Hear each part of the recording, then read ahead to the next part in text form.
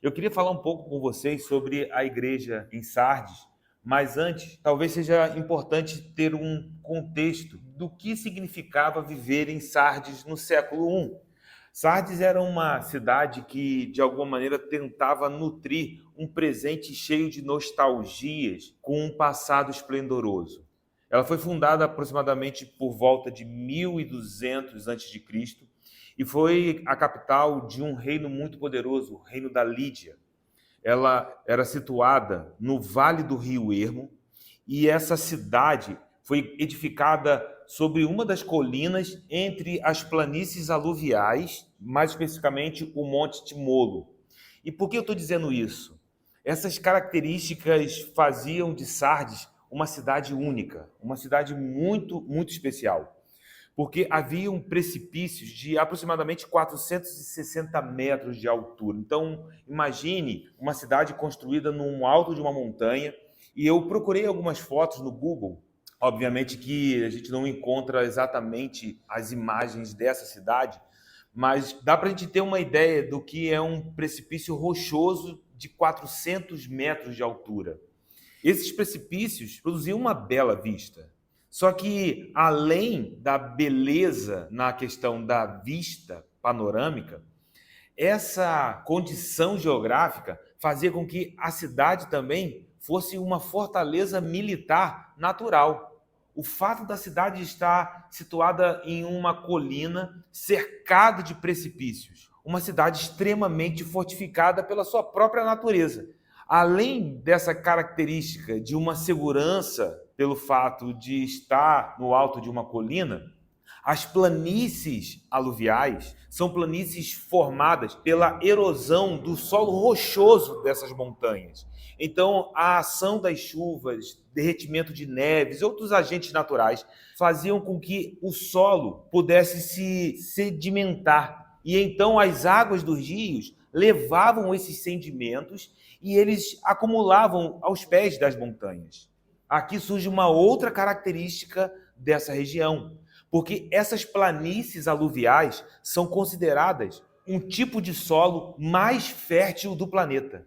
Por quê? Porque nesses sedimentos rochosos encontramos fósforo, cálcio, magnésio, potássio, elementos que são essenciais para as plantas crescerem com força. É como se essas planícies fossem adubadas naturalmente. Então, pare para pensar. Falar de Sardes é falar de uma cidade extremamente segura, ao mesmo tempo, a geografia, o relevo dessa cidade favorecia uma agricultura muito rica e, além disso, as nascentes dos rios em Sardes eram ricas em pó de ouro, o que fez com que essa cidade se tornasse extremamente rica. Nós estamos falando de uma cidade, de fato, diferenciada.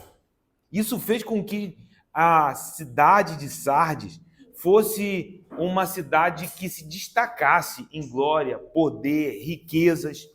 De acordo com Heródoto, o reino da Lídia, cuja capital era Sardes, foi o primeiro reino a cunhar moedas de prata e de ouro.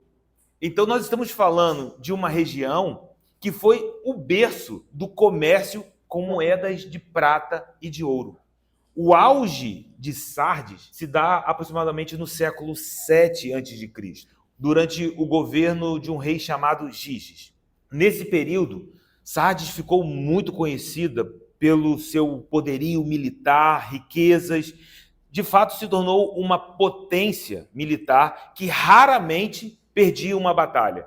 Alguns estudiosos dizem que esse rei Giges foi até o protótipo do rei Gog de Magog, que é citado em Ezequiel 37 e 38. Não temos como afirmar isso, mas todos que olhavam para Sardes pensavam em uma cidade impenetrável, uma fortaleza natural. Até que, após o reinado de Giges, o filho desse rei, o rei Creso, havia planejado nada mais, nada menos do que Ciro. Eu estou falando do rei da Pérsia. Então você pode imaginar aqui que estamos falando de um rei extremamente ousado, para não dizer arrogante. Nós sabemos que o Império Persa foi um império extremamente poderoso. O Império da Pérsia dominou a Babilônia. Mas Creso decidiu atacar a Pérsia. Em um dos seus ataques, após as primeiras batalhas, Creso voltou para Sardes, porque era inverno. No mundo antigo, essas características eram fatores que se tornariam decisivos nas batalhas. Até hoje, a gente está acompanhando o que já acontece há aproximadamente 4 anos na Ucrânia e como que no inverno as batalhas se tornam mais difíceis. Então imagine isso no século 7 a.C. E aí Creso volta para Sardes. Ele pensou que Ciro faria a mesma coisa, que Ciro voltaria para a Pérsia, só que Ciro faz o contrário. Ciro vai até Creso. Ele vence toda a cavalaria e, ao invés de voltar, ele faz com que os soldados persas escalassem os precipícios e ali, aqueles precipícios que pareciam ser intransponíveis, foram violados, porque não havia vigilância na cidade de Sardes, exatamente naqueles precipícios. O lugar que talvez fosse menos esperado. Sardes vai cair nas mãos de Ciro. Depois disso, a cidade vai ser reconstruída durante o período de Alexandre Magno. A cidade vai ser dedicada à deusa Ártemis, que é a Diana dos Efésios, nós já falamos aqui sobre ela. E em 17 depois de Cristo, um terremoto vai destruir Sardes, juntamente com a cidade de Filadélfia. Por que eu estou falando tudo isso? Sardes agora está em ruínas, vai ser reconstruída novamente com a ajuda do imperador Augusto, isso já no Império Romano, em 26 depois de Cristo. Mas a glória de Sardes parece ter ficado no passado. A cidade de Sardes tenta, de alguma forma, trazer o privilégio, e eu digo isso entre aspas, do culto à deusa Roma para Sardes em 26, já da era cristã, mas eles perdem esse privilégio para Esmirna. O templo da deusa Ártemis era um concorrente do grande templo em Éfeso. Só que o templo em Sardes, dedicado a Ártemis, nunca foi terminado. Era um templo inacabado. Então, a gente está falando de uma cidade que sustenta uma glória baseada apenas no passado. Sardes, nos dias de João, era uma cidade gloriosa, mas tudo estava na sua história. Não havia nada no seu presente, porque a própria cidade não percebia que a vida já havia passado. Era uma cidade morta na sua própria história. E aí Jesus se apresenta para a igreja que está plantada em Sardes. E de alguma maneira parece que a história da cidade está intrincada com a maneira como aqueles cristãos passaram a viver. E Jesus, ao se voltar para essa igreja, no versículo de número 1 do capítulo 3 de Apocalipse, ele diz algo muito específico. Ao anjo da igreja em Sardes escreve: estas coisas diz aquele que tem os 7 Espíritos de Deus e as 7 estrelas. Quando nós estudamos aqui a abertura do livro de Apocalipse, uma saudação que trazia graça e paz da parte de Deus Pai, do Deus Filho, mas também o Espírito estava naquela saudação. E ele ali é reconhecido como os 7 Espíritos que se acham diante do trono de Deus. E é dessa maneira que Jesus está se apresentando a Sardes. Jesus é o Cordeiro de Deus. Quando chegarmos a Apocalipse 5, verso número 6, João vai ver Jesus, vai ver o Cordeiro dentro da sala do trono e ele contempla 7 olhos, que são os 7 Espíritos de Deus que percorrem toda a terra. Os olhos de Deus que sondam todas as coisas.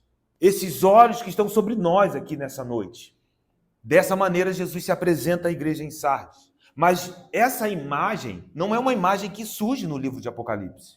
Como podemos entender os 7 olhos do Senhor? Para isso, a gente precisa de ir até o Antigo Testamento. A gente precisa abrir as nossas Bíblias em Zacarias, capítulo de número 4. Veja que a imagem que João está contemplando dentro da sala do trono está conectada a uma imagem do Antigo Testamento. E por que isso é tão importante? Quando nós olhamos para o Antigo Testamento, nós vamos encontrar os vislumbres daquilo que seria completamente revelado em Cristo Jesus. Em Zacarias 4, verso número 10, veja o que o texto diz. Pois quem despreza o dia dos humildes começos, esse alegrar-se-á vendo o prumo na mão de Zorobabel. Aqueles 7 olhos são os olhos do Senhor que percorrem toda a terra. É exatamente o que João está contemplando. Esses 7 olhos, dentro do capítulo 4 de Zacarias, são as 7 lâmpadas do candelabro. Mas no contexto de Zacarias, o que está acontecendo? O templo em Jerusalém estava sendo reconstruído. Só que a obra havia sido abandonada. Havia um grande desânimo dos judeus e oposição dos inimigos. E isso fez com que a obra fosse interrompida. Então Deus levanta Zacarias e Ageu para trazer encorajamento, palavras de despertamento. E que palavras são essas? O templo vai ser reconstruído. Só que esse templo não será reconstruído por força nem por violência. Esse templo não vai ser reconstruído por causa dos recursos do rei da Pérsia. O templo será reconstruído pelo meu Espírito, o Espírito do Senhor. Cristo, com os 7 Espíritos de Deus, não está só sondando a igreja em Sardes. Ele também é o único que pode trazer a restauração para aquela igreja. É o Espírito do Senhor que penetra dentro das nossas mazelas, nas nossas ruínas, quando nós somos fracos.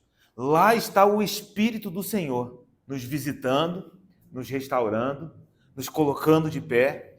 Ele sabe, como o Deus que sonda, também provê o que necessitamos para que sejamos restaurados.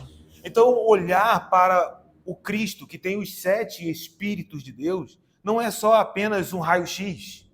Quando nós lembramos de Ezequiel, capítulo de número 37, o vale de ossos secos, ali o profeta tem clareza. Nós precisamos confessar que apenas o Espírito do Senhor pode fazer de ossos um exército. A igreja em Sardes, morta. Isso faria muito sentido. Porque o Espírito que traz vida é o Espírito do próprio Cristo. A igreja em Sardes precisaria entender que eles só estavam de pé, porque Jesus anda no meio dos 7 candeeiros. Nós estamos aqui porque Jesus está andando entre nós. É Ele quem sustenta a sua igreja. O texto, a abertura, a maneira como Jesus se apresenta a Sardes diz: eu tenho nas minhas mãos as 7 estrelas. E nós já temos a interpretação dessa imagem. Apocalipse 1:20 diz que são os anjos das 7 igrejas. Se você olhar Hebreus capítulo 1, versos número 14, você saberá que os anjos são seres ministradores enviados por Deus a serviço dos que hão de herdar a salvação. Os recursos que são ministrados, recursos que são derramados sobre as nossas vidas, possuem Cristo, unicamente Cristo como a sua fonte. Embora sejam anjos ministradores. E a gente precisa entender que essa imagem de anjos é real. É tolo descartar a existência de anjos, como é tão tolo venerar e fazer desses anjos um ídolo, um objeto de adoração. E aqui, isso faz muito sentido, porque as estrelas, elas não estão soltas, elas estão nas mãos de Cristo. É Ele quem tem o controle da bênção. É Ele quem derrama sobre as nossas vidas. E aqui nós encontramos a graça de Deus que nos acompanha em todos os momentos. Porque nós acabamos de olhar para uma igreja que o próprio Jesus vai dizer: vocês estão mortos.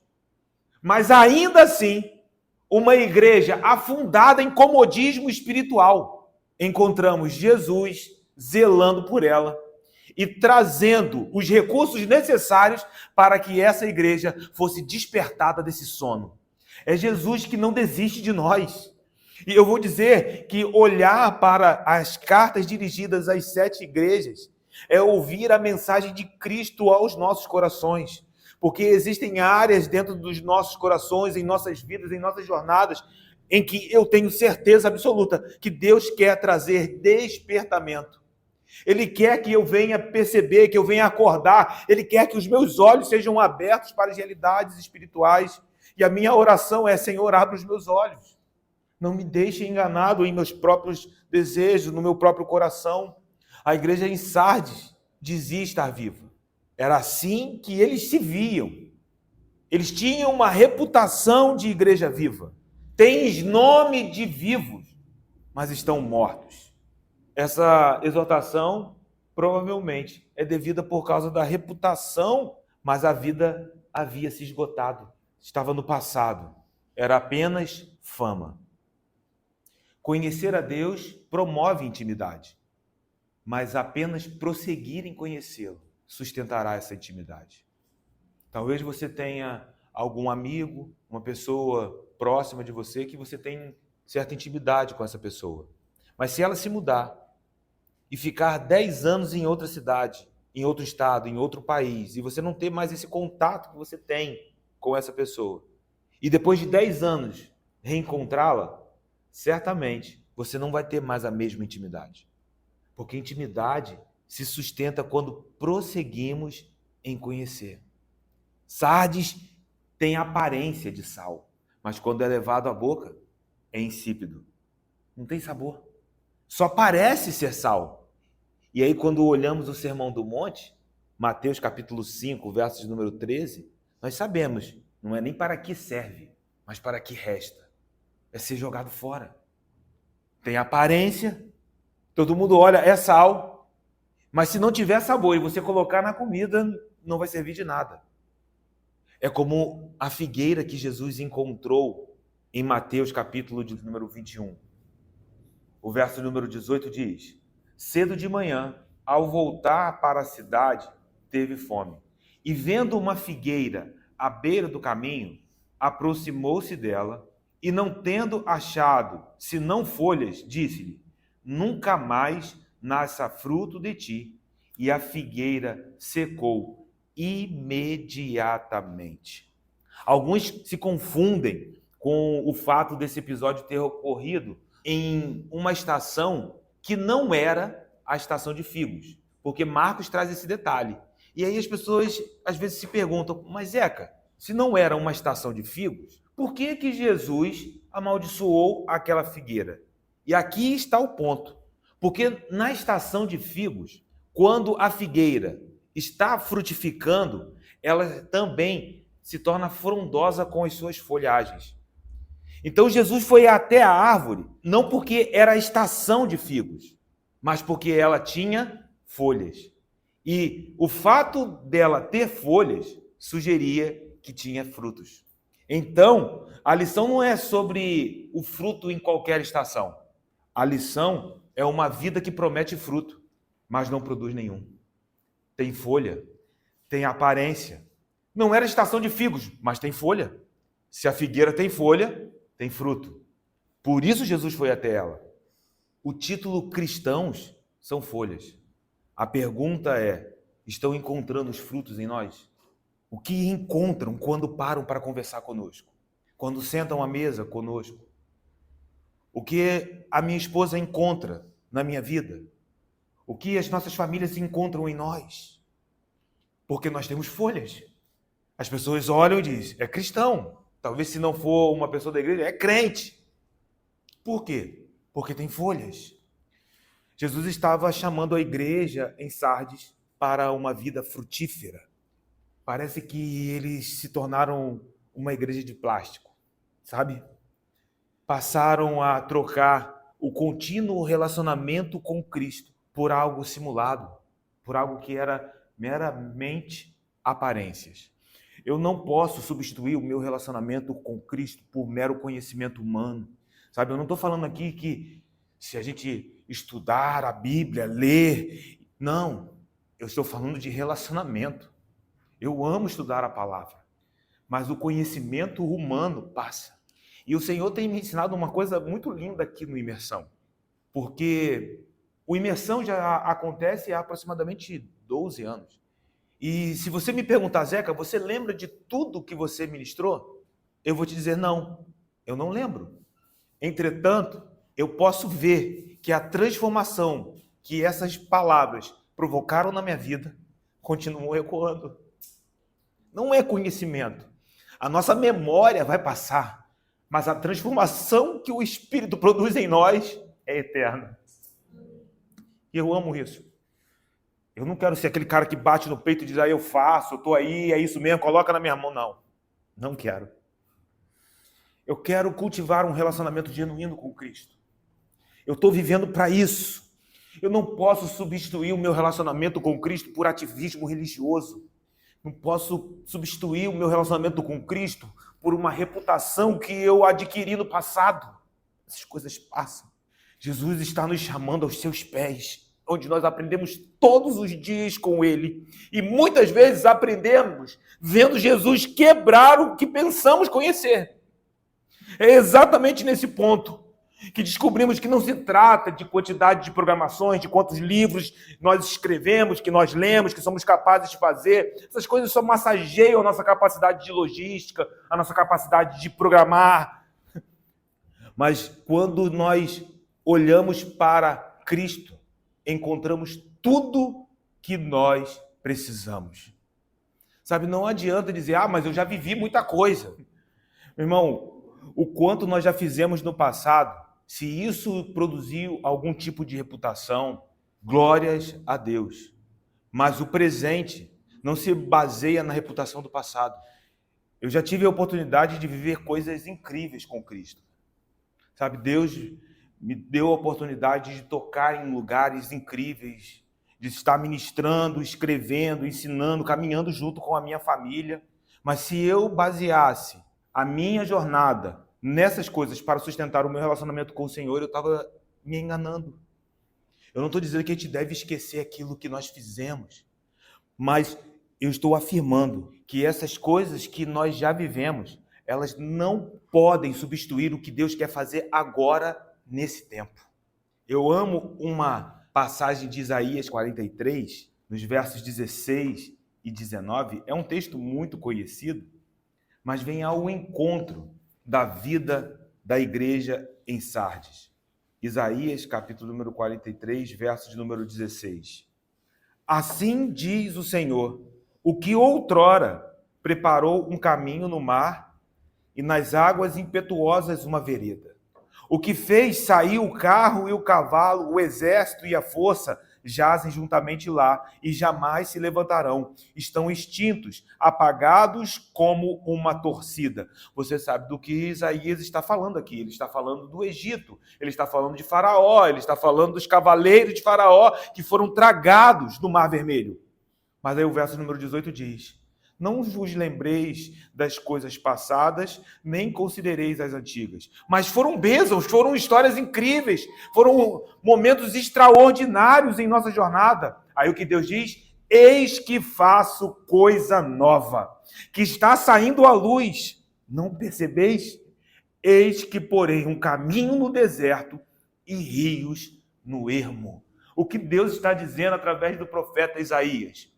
Eu sou o Deus que faço, sim, mas aquilo que eu fiz está no passado e isso não pode ser uma prisão. E eu digo porque algumas vezes encontramos crentes em nostalgia, aprisionados num passado que foi muito lindo. E esse passado impede que a pessoa desfrute o que Deus quer fazer aqui e agora. Meu irmão, os dias mais incríveis das nossas vidas estão na nossa frente, estão no nosso relacionamento, que é cultivado com Cristo Jesus. Às vezes o diabo até sujo tenta usar aquilo que nós estamos vivendo nesse momento e por não se comparar naturalmente, nas aparências, com algo que nós vivemos no passado, a gente pensa, nós estamos vivendo um tempo inferior. Meu irmão, se você está crescendo em intimidade com Cristo, você pode estar no meio do deserto e se prepare que Deus vai abrir um caminho. É isso que nós precisamos entender. A igreja em Sardes estava aprisionada no seu próprio passado. E se tornou uma igreja adormecida. Olha o que nós já fizemos, olha quem nós somos, mas é uma glória que está no passado. E qual é a solução do perigo desse adormecimento espiritual? Apocalipse 3, versos número 2 o texto diz: ser vigilante e consolida o resto que estava para morrer, porque não tenho achado íntegras as tuas obras na presença do meu Deus. O Senhor está olhando para Sardes dizendo: eu conheço as tuas obras.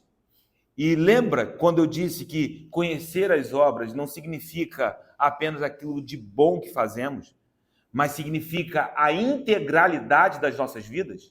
Então, quando Jesus diz, conheço as tuas obras, ele está dizendo, eu conheço o que você faz dentro da igreja, mas sei também o que você faz quando você está lá fora.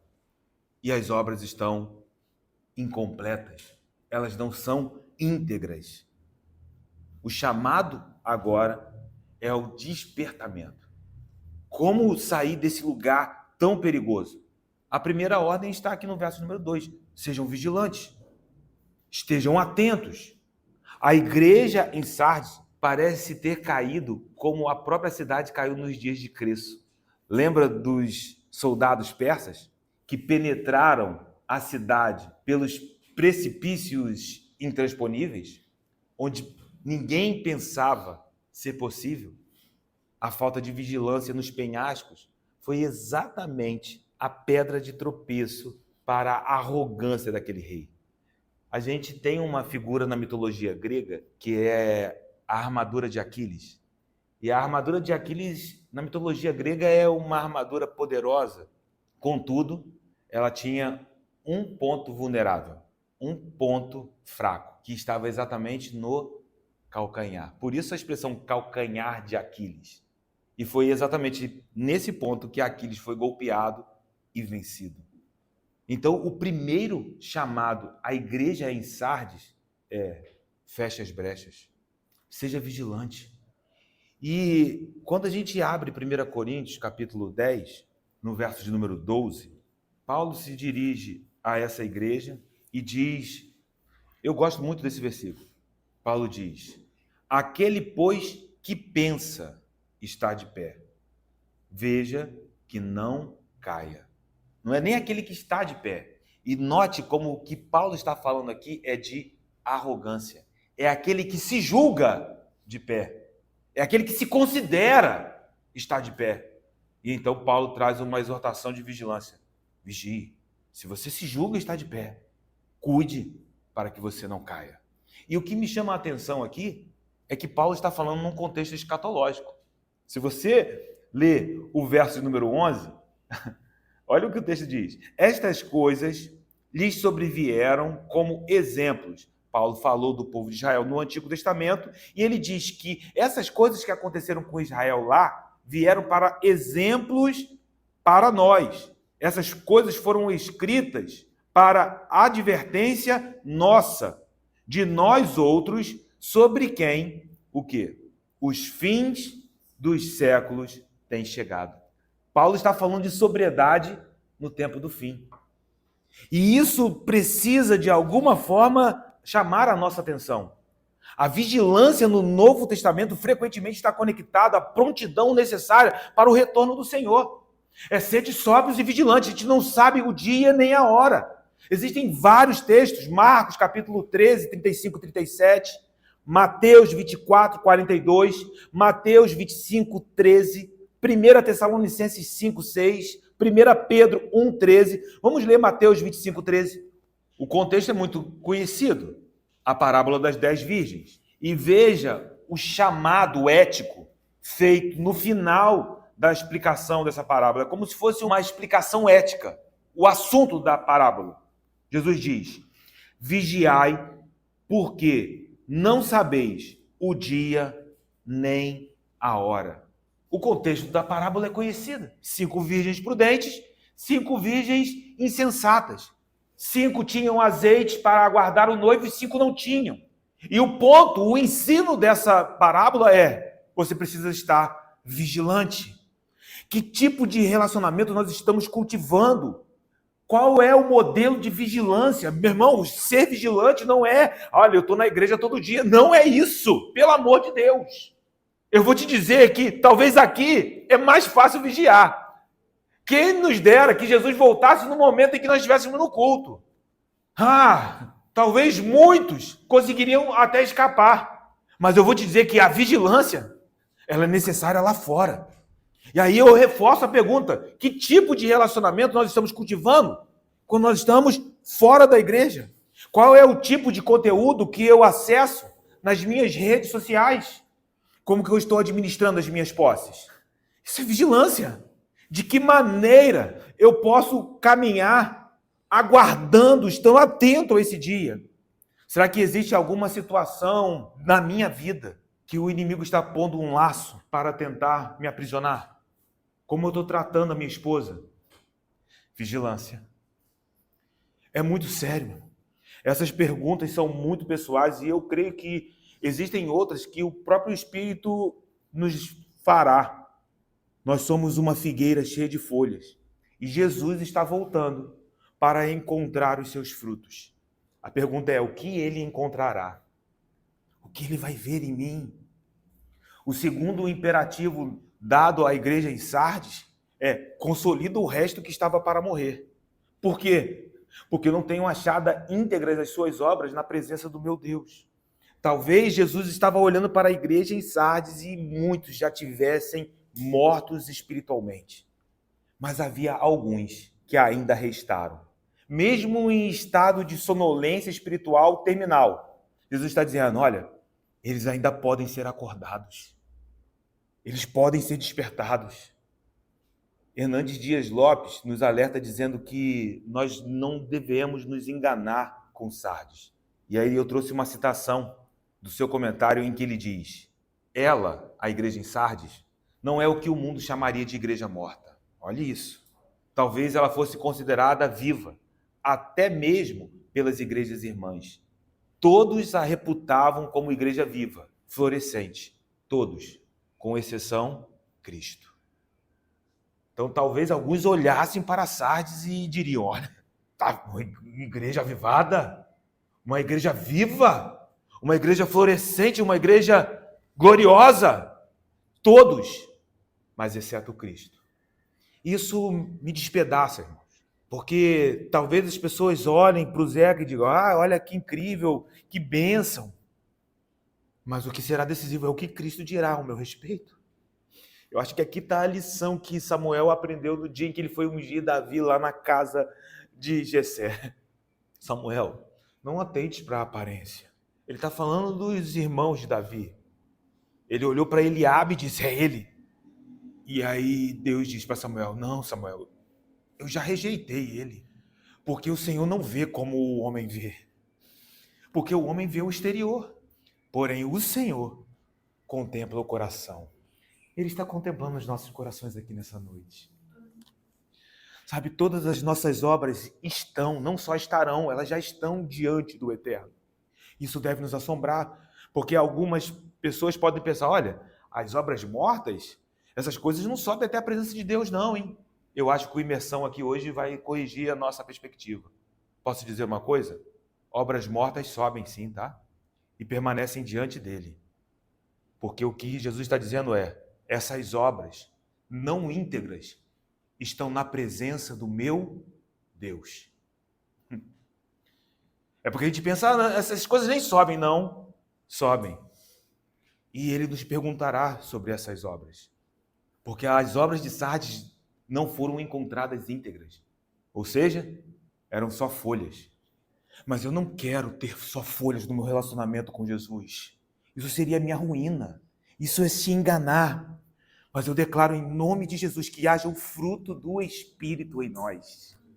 E que o noivo venha a nós, como é descrito no livro de Cantares, que o noivo venha até o seu jardim. Que o noivo possa estar entre nós aqui, como é descrito no livro de Apocalipse, andando no meio da sua igreja, que ele ande entre nós como o noivo que anda em o seu jardim fechado e que ele se delicie nos frutos que pertencem somente a ele, que você está produzindo para a glória dele. Meu irmão, peça isso, faça dessa oração nessa noite a oração da tua vida. Senhor, que as minhas obras subam como frutos íntegros.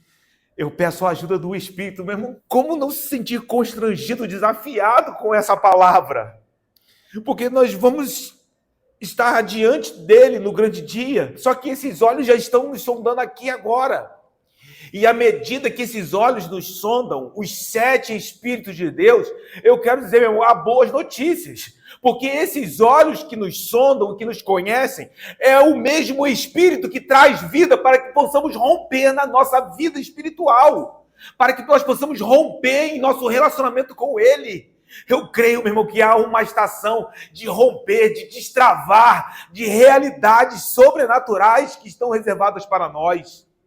Mas o que eu preciso fazer? Primeiro, Zeca, daqui a pouco a imersão acaba. Volta para casa vigiando. Vigie os seus olhos, Zeca. Cuide dos seus pensamentos, Zeca. O que você está falando? Frutos. Meu irmão, eu quero te dizer que nós não somos uma árvore estéril. Medite nessa palavra. Eu estou orando ao Espírito para que nós possamos ser capazes de meditar, que Ele nos lembre dessa palavra como um recurso sobrenatural. Porque se assim fizermos de dia e de noite, nós vamos ser como árvores plantadas junto ao ribeiro de águas, cujas folhas não murcham. Tem folha, mas também tem fruto na estação certa. Ou seja, nós não seremos a figueira maldita. Tem recursos sobrenaturais para nós aqui. E aí o verso de número 3 de Apocalipse 3 prossegue. A carta continua e Jesus diz a essa igreja: lembra-te, pois, do que tens recebido e ouvido. Guarda-o e arrepende-te. Porquanto, se não vigiares, virei como ladrão, e não conhecerás de modo algum em que hora virei contra ti. Ou seja, a terceira ordem para a igreja em Sardes é: lembra. Lembra de quê? Do que você já recebeu. Lembra do que tens recebido e do que vocês estão ouvindo. Veja que o problema de Sardes não era falta de palavra. Eles estavam recebendo a palavra. Não era falta de ensino. Eles estavam recebendo e ouvindo. Mas era necessário fazer um caminho de volta por meio da vida que essa palavra produz. É necessário fome da palavra de Deus. E o Espírito está soprando aqui coisas frescas nessa noite. Deixa eu te dizer uma coisa, meu irmão. A gente ouve muito falar sobre fome da palavra. E aí a gente atribui fome da palavra em momentos como esse. O Espírito está nos ajustando aqui, meu irmão. Deus está falando aqui. Eu estou ouvindo o céu aqui nessa noite. Fome da palavra não se reduz a esse tempo que nós estamos tendo aqui. A fome da palavra se manifesta quando você vive a palavra. Quando ela está manifesta na tua prática. Porque senão nós nos tornaremos bons religiosos. E eu vou te dizer uma coisa, meu irmão. Que bom que eu estou ouvindo isso do Espírito aqui nessa noite. Porque o que eu quero, o desejo do meu coração, a oração que o Espírito está movendo dentro de mim nessa noite é: eu terei fome dessa palavra manifestada. Viva! Que bom que a gente está aqui nessa noite, meu irmão. Que bom que a gente está aqui nessa noite. O nosso caminho de volta se dará por meio da fome pela palavra de Deus. Mas aqui o Espírito está trazendo algo que eu nem anotei, mas eu estou ouvindo o céu aqui. E o Espírito está testificando no coração de vocês. Eu sei que ele está. Porque não faz nenhum sentido. Eu quero ter fome da palavra. Vamos fazer o imersão todo dia e a gente vai. E quando a gente sai, cadê a palavra? Não é fome, é engano. Não está fortalecendo, está inchando. Mas a gente vai sair daqui para viver. Eu estou aqui sentado, mas se eu estou num lugar solto, eu estava correndo aqui já. É isso. E glórias a Deus. Se nós continuarmos a metáfora da morte espiritual ou do risco de morte espiritual, fome é um sinal de saúde. Porque quando alguém está doente, um dos sintomas é perde a fome, o apetite. As pessoas enfermas muitas vezes têm muita dificuldade para comer. Então que haja dedicação nos estudos da palavra, que hajam mais devocionais no secreto, mas que também haja uma vida regida pelo poder da palavra de Deus. E lembre que a expressão ouvir nunca é só escutar, não é apenas um ouvir esvaziado do agir. O que nós estamos dizendo aqui nessa noite é que um relacionamento vivo com Cristo é um relacionamento onde a palavra está sendo manifestada em nossa jornada. Tu tens recebido e ouvido. O texto continua. Guarda. Lembrou? Então, guarda. Sabe, nós precisamos cuidar das sementes da palavra, da verdade que recebemos em nossos corações. Nós precisamos cultivar essas sementes. Quando Jesus falou sobre a parábola do semeador, e na explicação, Jesus disse que alguns até recebem alegremente a palavra. Olha, glorificam a Deus. Lembra de Sardes? Uma igreja que todo mundo olhava e estava viva. As pessoas glorificam, recebem a palavra com alegria. Mas Jesus diz que os corações são como solos rochosos. E aí a semente não cria raiz, até começa a brotar. Parece que vai crescer, dá folha. Só que chega uma hora que a planta sem raiz morre. É a palavra que cai dentro dos nossos corações e essa palavra não é cultivada. Só que Jesus, em Mateus 13, ele diz que esses solos rochosos são as perseguições e adversidades. Então, muitos se escandalizam quando passam por essas dificuldades e então não conseguem prosseguir. Veja, meu irmão, que as pressões, as adversidades, sem o enraizamento necessário, fazem com que nós venhamos cair. E Jesus prossegue explicando essa parábola, porque ele diz que há um outro perigo para as sementes, que são os espinhos. Na parábola, os espinhos sufocam aquele broto. E aí, alguém talvez poderia até pensar, se você for lá em Mateus 13, 22, no primeiro momento, o que são espinhos? Quando você pensa em espinho, qual é a primeira coisa que vem na tua cabeça? Dor, feridas. Só que se você for Mateus 13, 22, Jesus vai dizer que os espinhos são os cuidados com as coisas desse mundo e a fascinação pelas riquezas. Aí ele inverte tudo. Porque alguém está pensando, o espinho é dor, é luta, é pressão. Aí Jesus diz, está fascinado pelas riquezas. Isso vai sufocar a semente dentro do teu coração. Porque você está preocupado demais com essa vida. Está preocupado, está ansioso demais. A semente é boa, caiu lá dentro do coração. Mas pelo fato de estarmos muito preocupados com as coisas desse tempo, a semente não prospera. Veja que ambos os perigos rodeavam a igreja em Sardes. Por isso eu dei o contexto para vocês. Era uma cidade conhecida pela sua glória passada. Uma cidade muito rica. Uma cidade que é considerada o berço das primeiras moedas de ouro e de prata da humanidade. E aí Jesus está olhando para essa igreja e dizendo, vocês pensam que estão vivos, mas vocês estão fascinados pelas riquezas. Vocês estão fascinados pela glória do passado. E o único modo de não sermos fascinados por esse mundo é termos o coração fascinado por Jesus. Entenda, meu irmão, que fascinação não se aniquila, se substitui. Nós nascemos para ser fascinados. Eu gosto de um livro do Michael Bickle. Ele fala sobre os 7 anseios do coração humano. E um dos anseios do coração humano, um anseio colocado dentro de nós por Deus, tá? É o anseio pela fascinação. Deus nos criou para sermos fascinados. Mas por que Ele assim nos fez? Para que nós, no momento em que pudéssemos contemplá-lo, o nosso coração fosse transbordado. Então a gente clama para ser fascinado. Só que esse mundo vai tentar roubar o nosso coração.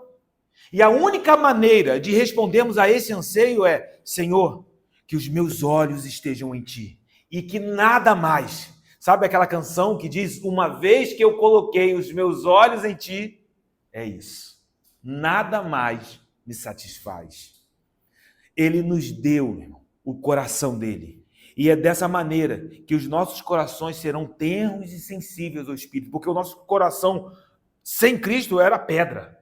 Mas então o Espírito veio e gerou um milagre, aquilo que parecia ser impossível. E olha você aqui nessa noite.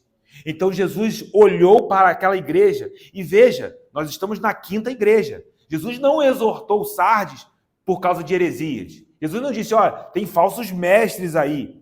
Ele não falou sobre isso. A exortação de Jesus é, vocês estão vestidos de crentes, mas amando o presente mundo e vivendo apenas para essas coisas. Arrepende. Muda o caminho, faça o caminho de volta. E veja como há um paralelo muito forte com a igreja em Éfeso. Porque os efésios também tinham obras, mas qual era o problema dos efésios? Tinham obras abandonando o primeiro amor. E aqui nós vemos que Sardes também estava tomada por obras, desprovidas da única coisa que importa, o amor a Cristo. Sardes possuía uma fachada de vida, mas estava morta. O clamor, meu irmão, é vida aos sepulcros. É, Senhor, aonde há algo dentro de mim que precisa ser ajustado, traz vida nessa noite em nome de Jesus. Para muitos isso pode até parecer impossível, mas nós bem sabemos que o Senhor já nos deu juntamente com Ele vida quando nós estávamos mortos. Meu irmão, eu quero dizer, Cristo não havia desistido de Sardes. O cenário aqui é um cenário preocupante. Talvez alguém diria, eu não queria congregar numa igreja dessa. Só que Jesus está dizendo, mas eu ainda tenho uma palavra para Sardes. Eu ainda posso trazer vida aos sepulcros. Jesus pode mudar, meu irmão, cenários da nossa jornada. Ele quer nos fazer caminhar com o rosto resplandecendo e resplandecendo a glória dele. Uma vida que aponta para a glória de Cristo. Sem a devida vigilância, se Sardes não despertasse, aí estaria o perigo. Porque Jesus diz, eu virei e virei como ladrão. E note, meu irmão, que a imagem de um ladrão é aquele que chega no momento inesperado. Lembra de Creso? Os soldados persas subindo os penhascos intransponíveis no momento inesperado como um ladrão. Mas quando nós vivemos conscientes desse dia, que a consciência do grande dia possa marcar a nossa jornada, se nós caminharmos com essa consciência, cultivando um relacionamento de rendição e amor a Cristo, eu vou te dizer que o retorno de Cristo será o dia mais especial das nossas vidas. O dia de Cristo será o dia mais glorioso da igreja. Eu costumo dizer que Atos 2 não foi o dia mais glorioso. Foi incrível, maravilhoso, decisivo, mas era apenas um sinal que apontava para o grande dia. O dia mais glorioso das nossas vidas será o momento do encontro do noivo com a sua noiva, do Cordeiro de Deus com a sua igreja. Sardes estava adormecido e por isso eles precisavam acordar. Eles foram dominados, estavam embaraçados com as coisas desse mundo. E aí Jesus diz, vocês serão pegos de surpresa. Vocês vão cair, vocês vão tropeçar, porque a estratégia do inimigo é oferecer falsa paz, oferecer segurança. Quando abrimos as nossas Bíblias em 1 Tessalonicenses, capítulo de número 5, versos de número 2 e 3, Paulo está falando, novamente, em um contexto escatológico. Paulo era extremamente escatológico. Quando nós começamos a ler as epístolas paulinas com essa perspectiva, acho que a nossa leitura muda. Às vezes a gente interpreta o texto de maneira equivocada, porque não entendemos o que estava no coração de Paulo. Mas aqui Paulo está falando sobre o dia do Senhor. 1 Tessalonicenses 5, verso 2. Pois vós mesmos estáis inteirados com precisão de que o dia do Senhor vem como ladrão de noite. Quando andarem dizendo paz e segurança, eis que lhes sobrevirá a repentina destruição, como vêm as dores de parto, a que está para dar à luz, e de nenhum modo escaparão. Veja que aqueles que não vigiam, aqueles que são da noite, estarão embriagados numa estação de paz. E, meu irmão, o livro de Apocalipse falará a nós sobre uma estação de aparente paz. Quando falamos de um império governado pelo anticristo, a sensação que esse império trará é de paz, é de segurança. Só que, às vezes, a gente está esperando o governo do anticristo. Olha, porque isso aí, quando vier, então a gente vai ser arrebatado. E eu não estou nem falando aqui de arrebatamento, irmãos. O ponto é que a gente está olhando para isso lá no futuro, dizendo, olha, vai ser assim, e nós aqui já estamos nos acomodando neste século, com a falsa paz que esse mundo oferece, com a falsa segurança que esse mundo oferece. Estamos entre céus e terra. E aí Jesus quer nos dar a paz dele. Quantos querem a paz de Cristo? E aí ele diz, a minha paz eu dou, e eu vos dou, não como o mundo dá, porque o mundo nem conhece a minha paz. Mas para que vocês tenham paz, eu preciso dizer, terão aflições. Mas eu venci o mundo. Então não desanimem, prossigam, sejam vigilantes, caminhem em sobriedade. Estejam acordados, porque nós não estamos em trevas para esse dia. Nós estamos acordados, nós somos filhos da luz. E aí em 1 Tessalonicenses 5, verso número 4, Paulo continua dizendo, mas vós, irmãos, receba essa palavra, eu declaro de modo profético sobre as nossas vidas. Não estais em trevas, para que esse dia, como ladrão, vos apanhe de surpresa. Nós não seremos como a igreja em Sardes, porquanto vós todos sois filhos da luz e filhos do dia. Nós não somos da noite nem das trevas. Assim, pois, não durmamos como os demais. Pelo contrário, receba, meu irmão, vigiemos e sejamos sóbrios. E aí eu quero fazer uma pergunta para você. Somos filhos da luz? Amém? E como os filhos da luz vivem? Vamos ler um outro texto escatológico de Paulo, Efésios, capítulo número 5, verso número 3 a 9. Diz assim o texto, mas a impudícia e toda sorte de impurezas ou cobiça, nem sequer se nomeiem entre vós, como convém a santos, nem conversação torpe, nem palavras vãs, chocarrice. Tem coisa que a gente está abrindo brecha. Coisas essas inconvenientes. Antes, pelo contrário, ações de graças. Sabei, pois, isto, nenhum incontinente, ou impuro, ou avarento, que é idólatra, tem herança no reino de Cristo e de Deus. Ninguém vos engane com palavras vãs, porque por essas coisas vem a ira de Deus sobre os filhos da desobediência. Essa ira é escatológica. Portanto, não sejais participantes com eles, pois outrora eres trevas, mas agora sois luz no Senhor. Andai como filhos da luz, porque o fruto da luz consiste em toda bondade e justiça e verdade. Sejam sóbrios. Querem ser filhos da luz? Está aqui. E se você for em Tessalonicenses, você vai ver que lá Paulo também está falando do dia da ira. Mas graças a Deus, que por causa da sua graça, a ira que sobreviria sobre nós, desabou sobre o nosso Salvador. O nosso Salvador que nos amou até o fim. Não pense que não houve ira. Houve. Só que a ira desabou lá na cruz.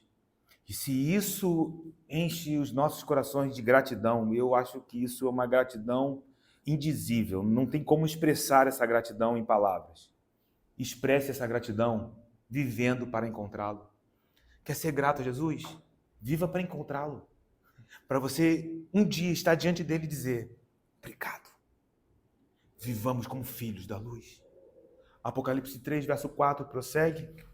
E o texto diz, tens contudo em Sardes umas poucas pessoas que não contaminaram as suas vestiduras e andarão de branco junto comigo, pois são dignas.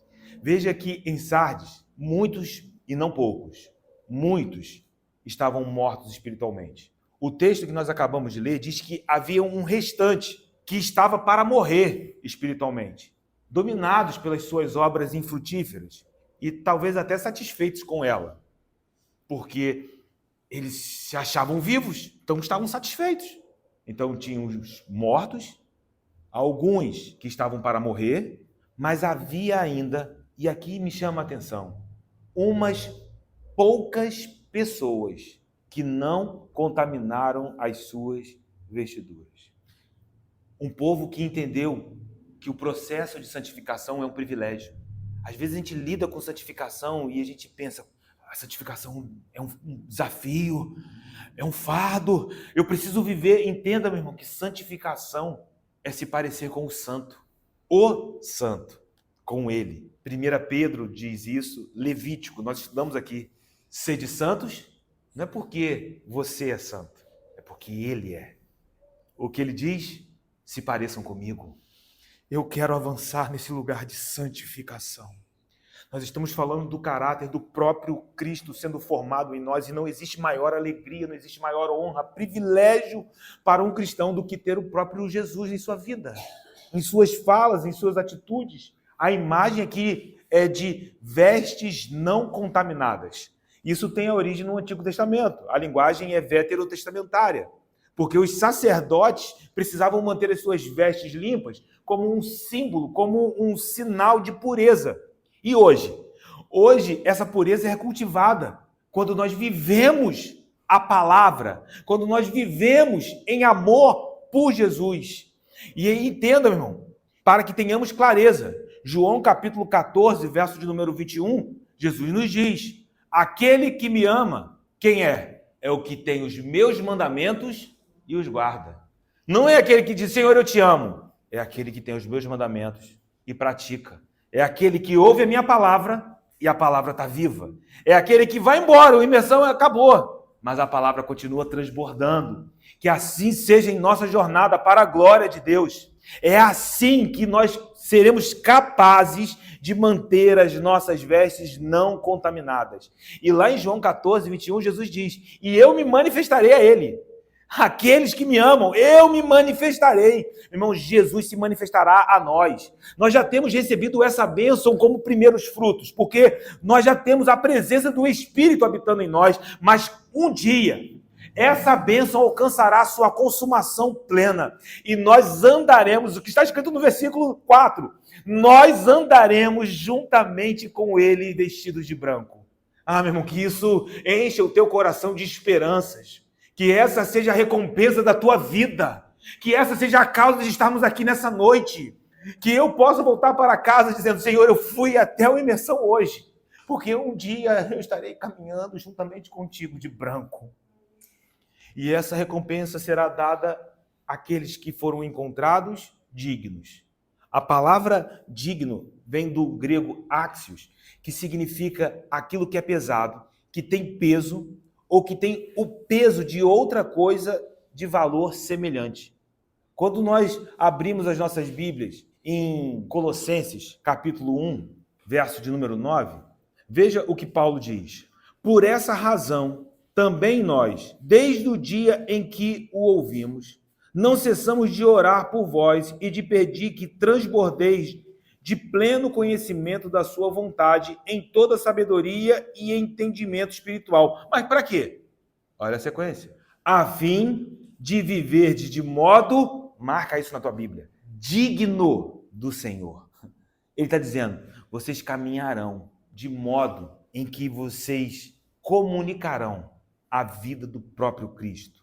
É um viver com o mesmo peso, como numa balança, onde se colocam dois pesos, e o fiel da balança diz quando está equilibrado, o nosso chamado é, vivam de acordo com a vida do Espírito, vivam de modo digno do Senhor. Nós estamos ligados a Cristo, meu irmão. Nós estamos conectados espiritualmente na videira verdadeira e a nossa maneira de viver revelará essa união. E eu declaro que essa presença enche as nossas casas, os nossos trabalhos, possa guiar os nossos pensamentos, os nossos corações, em nome de Jesus. E assim nós caminhamos para o verso de número 5, que é basicamente o último verso dessa noite, embora tenhamos ainda o verso de número 6, mas o verso de número 5 traz a recompensa eterna. O vencedor será assim vestido de vestiduras brancas, e de modo nenhum apagarei o seu nome do livro da vida. Pelo contrário, confessarei o seu nome diante de meu Pai e diante dos seus anjos. Aqui está a nossa recompensa. Nós vamos caminhar dentro do livro de Apocalipse e veremos que no dia do Senhor haverá uma multidão incontável, vestidos de branco, linho fino, puríssimo. Pelo menos 2 textos emblemáticos, Apocalipse capítulo número 7 e Apocalipse capítulo 19, onde está registrado o cântico da noiva, as bodas do Cordeiro. A minha oração nessa noite é que sejamos encontrados nessa multidão no grande dia. E aí Jesus diz ainda algo maravilhoso. e de modo nenhum apagarei o seu nome do livro da vida. Esse livro relaciona os nomes daqueles que pertencem a Cristo. Nós pertencemos a Ele. Em outra passagem dentro do livro de Apocalipse, Apocalipse 21, 27, chama esse livro de livro da vida do Cordeiro. Apocalipse 13, verso 8, diz que esse livro pertence ao Cordeiro que foi morto desde a fundação do mundo. Ou seja, está falando da cruz, está falando de sacrifício, está falando de morte. Se o nosso nome está escrito nesse livro, isso foi feito por meio de Jesus, por causa do seu sacrifício na cruz do Calvário.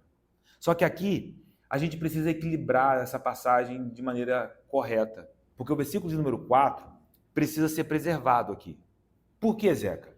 Porque os que têm o seu nome escrito no livro da vida são aqueles que também não contaminaram as suas vestiduras.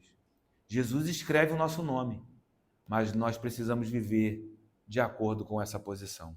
Porque senão a gente pode correr um risco e desequilibrar o versículo. E aí a gente passar a pensar que a escolha divina, de alguma maneira, diminui a nossa responsabilidade. Meu irmão, eu creio que nós fomos escolhidos nele antes da fundação do mundo. Mas, Zeca, então você crê que nós fomos predestinados? Meu irmão, eu não tenho problema com a soberania divina. Mas entenda que em nenhum momento a soberania divina me exclui da responsabilidade de viver de acordo com essa escolha. No momento em que eu mudo, eu saio desse lugar. Só tem um nome escrito no livro da vida porque Jesus escreveu, mas porque também viveram fiéis até o fim. A soberania divina e o livre-arbítrio, eu sei que isso é uma questão muito sensível, mas eu quero te dizer que elas estão perfeitamente guardadas dentro da sabedoria de Deus, dos mistérios do Senhor, estão protegidas dentro da glória de Deus. E eu vou afirmar aqui que separar essas coisas só confirma o quanto nós somos insignificantes diante de Deus. Talvez aqui caiba Romanos 11, quando Paulo diz: ó profundidade das riquezas da sabedoria de Deus. E ele ainda diz: quem lhe deu antes para que este lhe seja restituído? A ele a honra, a ele a glória. É dele, por meio dele, todas as coisas, a ele eternamente a glória.